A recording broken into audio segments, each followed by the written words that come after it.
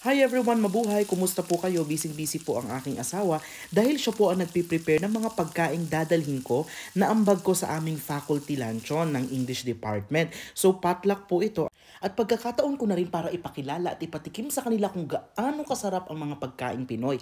Ayan nga pala si Sheena, ang aking kaibigan at co-teacher, isang English teacher din mula sa Jamaica. Isa din pong J1 teacher dito sa Amerika. At syempre po ang aking ambag, ang plain rice na sinandomeng. Masarap na masarap po itong kapartner ng nilutong ulam ng misis ko. At eto naman po ang isa ko pang co-teacher na nagpe-prepare ng kanyang pastries representing Puerto Rico.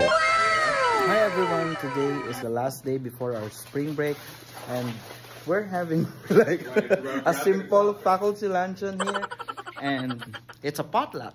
At hayaan nyo po akong ibahagi ko sa inyo ang mga pagkain namin sa araw na iyon. Meron po tayong cream cheese pastries, meron tayong chicken salad, guava pastries, bread, Filipino dish, pork corn, raisins, meron tayong beef balls, meron tayong maruya, at kung ano-ano pa pong mga cookies, chips, natural salads, and fruits. Siyempre, gaya ng mga nakaraang luncheon, bidang-bida na naman po ang mga pagkaing Pinoy.